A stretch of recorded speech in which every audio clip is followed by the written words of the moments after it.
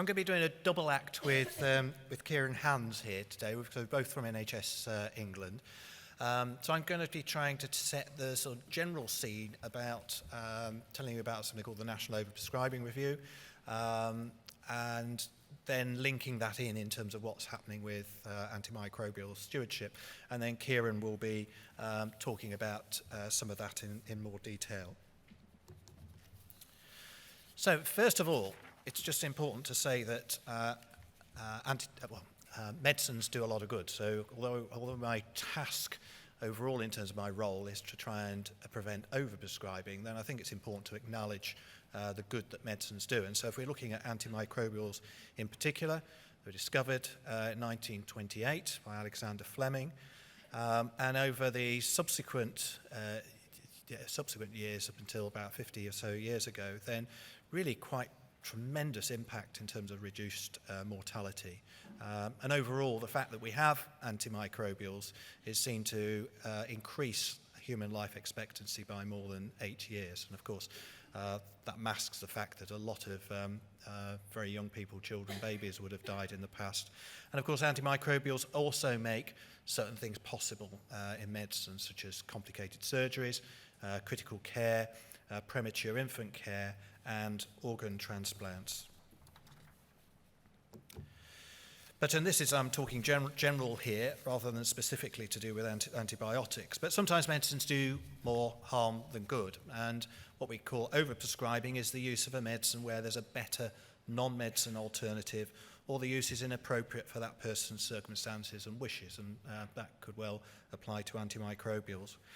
Now the graph here shows the growth in prescription items per head of population in England over a 20-year period, and it's basically doubled. Now that doesn't mean that all that prescribing is inappropriate, but and a lot of it is because we've got increased indications for medicines, aging population, etc.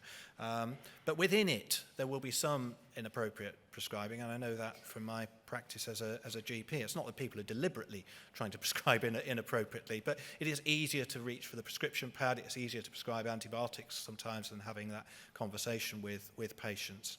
And we have particular problems with polypharmacy, particularly affecting older people, where people can struggle with just simply with the burden of the medicines that they're supposed to be taking, and the problems you have with side effects of all those medicines and medicine interacting with them, and potential risk of medication error and hospital admission. So it's an important problem, and there's also the issue of waste. Even 10 years ago or so, over £300 million of NHS prescribed medicines were wasted each year, and I'm sure that figure's much higher now. So in terms of tackling this, the government commissioned a report called the National Overprescribing Review, which was published in September 2021, with 20 different recommendations to try and tackle this, with the aim of having greater benefits through addressing overprescribing, less harm, less waste, improve outcomes, and increase use of non-medicines alternatives. And this slide shows the 20 objectives, well, 20 different recommendations into 7 different themes, and I'm going to pick up a little bit on this later on in relation to these points to do with antimicrobial stewardship, and Kieran's also got the same thing in his slide set. So I'll just go through some of these relatively briefly, just to show you some of the things that we're doing.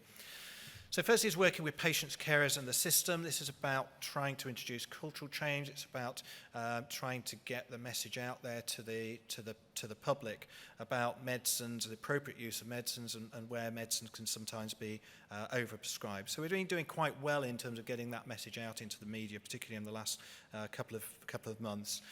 And the Academic Health Science Network is doing a great work with its polypharmacy program, and part of that is setting up communities of practice, working with particularly GPs and primary care pharmacists to help get them the idea around how to tackle overprescribing.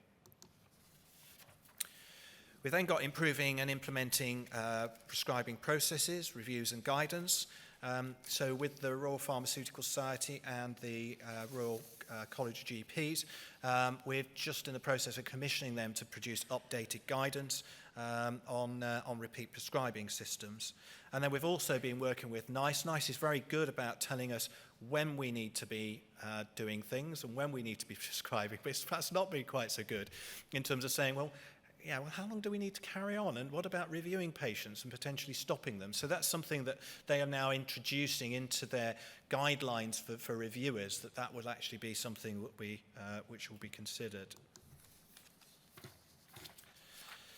So they've got the use of digital technologies. So we've got something called the Interoperable Medicines Programme, which is something which will hopefully mean that we've got much better communication of medicines information between primary and secondary care and other sectors, so that we're all working with one version of the truth in terms of a patient's medicines. And the professional standards, record standards body have got mandatory standards for discharge letters, and we're also developing digital support tools for helping with repeat prescribing processes. We've then got work, which again is very relevant to antimicrobials, on improving data for feedback to clinicians and commissioners to guide prioritisation and monitor success. So we have information on overprescribing and what's called the model health system. We've got metric mapping and development of new metrics for overprescribing, and then also measuring behavioural aspects of implementation through potential surveys with patients and healthcare professionals. Lots going on in terms of training. So we've got some examples here. The AHSN is doing this great work in terms of action learning sets to increase the knowledge and particularly the confidence of practitioners in primary care around tackling overprescribing. Royal College of GPs has got quite a bit of materials on it, and there's lots and lots going on, particularly in the pharmacy field, but also in nursing. And then an important part of the programme is addressing the sort of net zero agenda. And so there's a lot of work going on with suppliers and the whole supply chain to try and make sure that that moves to being carbon neutral. We've got a suite of methodologies for quantifying carbon emissions from medicines to support sustainable choices. And then we're particularly high targeting agents with very high carbon emissions, such as metered dose inhalers and certain anaesthetic gases. And then we've also got lots going on in terms of strengthening the evidence base. So the National Institute for Health and Care Research has commissioned research looking at links between overprescribing, deprivation, ethnicity and inequalities. And also they're doing a review for us in terms of looking at what are the types of interventions, particularly in primary care, that are most effective in tackling overprescribing. So now today something a bit more about specifically to this audience in terms of how these objectives map to things that are happening in terms of antimicrobial stewardship. So in terms of working patients, carers in the system, there's a lot going on in community pharmacies, for example, in terms of encouraging patient education around appropriate use or not of antimicrobials. There's something called eBug, which is a cartoon system that can be targeted at different ages for rolling out in schools. And then there's the ICB oversight of antimicrobial resistance and prescribing. In terms of processes, then, one thing which I'll say on my next slide, importance of recurrent infection reviews in primary care, so people who are having recurrent infections. And then also working on, further on nice guidance on diagnosis and diagnostic tests and wanting to see more on risk assessment there. In terms of digital technologies, there's digital vision for antimicrobial stewardship, and also decision support and surveillance. So, I get alerts in my practice if I prescribe or want to prescribe an antibiotic to someone, say I've coded acute bronchitis, I'd get a message sort of saying, actually, we don't normally prescribe antibiotics in this situation. So that's something that can help a little bit. In terms of feedback, then using, we've got an AMR dashboard to feedback to practitioners, and having metrics such as length of prescribing courses, which Kieran will talk about in a little bit more detail, and also using data to highlight potential health inequalities around antimicrobial resistance. There's work in relation to education and training, so AMS curriculum for healthcare professionals at undergraduate level, and that's particularly works going on in terms of pharmacy there. And then the infection and control education framework for all healthcare professionals. In terms of carbon impact, then the intravenous to oral sequence switch is an important part of this. And again, Kieran will speak about that, and generally encouraging the shortest effective course of medicines will be important in terms of carbon impact and also decision aids. And then, UK is a brilliant place. It's been a brilliant place in terms of the work that's gone in terms of antimicrobial stewardship, and I particularly think about my academic colleagues in primary care, particularly in Southampton, Bristol and Oxford, who've just done tremendous research over the years, helping to answer what seem like quite simple but really important questions about things like prescription, whether prescriptions are needed or not, prescription length, courses, different ways of managing people with infectious diseases. So that's had a really important downward pressure, I think, in terms of antimicrobial microbial use. So just on, this is my sort of penultimate slide, just addressing overprescribing antibiotics and perhaps my perspective as a GP. So long-term condition review is really, really important. So, getting that right, getting people's diabetes well controlled, their asthma well controlled, their COPD well controlled, trying to manage acne in general without antibiotics or minimizing the use of that, or people in terms of leg swelling, lymphedema and cellulitis. So trying to manage these people, help manage these people well, so you're reducing exacerbations, reducing use of antibiotics. Of course, vaccination is another really, really important thing there. And then on recurrent infection, so 0.5%, so 1 in 200 patients are prescribed 10% of all antibiotics. And that means these people are on average being prescribed 10 antibiotic courses per year.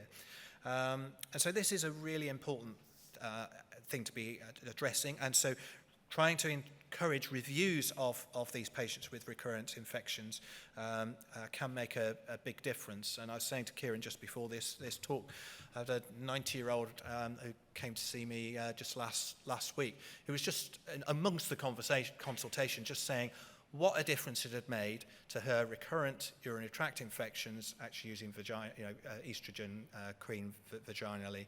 And she's someone who'd been having years of recurrent infections and taking antibiotics for those. And now she's gone, basically, since starting this, no urinary tract infection. So it's just an example of how, if we can help control these conditions well, we can prevent antimicrobial use. Then decision age, I think I mentioned that, but there's lots of great things out there. There's the Target Antibiotics Toolkit from the RCGP. There's scores such as fever pain score for sore throat, which are used quite a lot in general practice to help stratify patients and target those who you still don't necessarily need to give antibiotics, but those who might be more likely to benefit, and certainly to identify those patients who are almost certainly not likely to benefit and more likely to suffer harm than benefit. And then there's point-of-care diagnostic tests. We were talking before about CRP, but a simple one, pulse oximetry. I find that doing those basic observations is so important to me in general practice in terms of making that decision as to whether someone might need antibiotics or not. And if people are returning virtually all normal results, then that's generally in my situation is one where you'd be trying to steer away from antibiotics. And then course length is a really important one, and again, Kieran will talk about that in more detail. It really surprises me actually that it's still taking time to get that message through, because it seems such a simple message to me and such an obvious thing, but it is still the case that quite a lot of us are prescribing for longer than we need to. So just in summary, effective medicines optimization is essential for tackling overprescribing of antimicrobials and of medicines in general, and it's everyone's business, all of our businesses. It's going to require changes in system and culture. There's lots going on. I've been really impressed with all the work that's gone on, over recent years. So I think you as a community have just done a fantastic job and are doing a fantastic job. So I think it's just continuing to do that. It'll improve some improvements in digital technologies, data training, sustainability, and people's knowledge. But as I say, we're always off to a good start. I think it's just carrying on reinforcing that. And at a clinical level, I think, as I've said, it requires a focus on long-term condition management, people with recurrent infections, making use of decision aids, and where appropriate, reducing course length.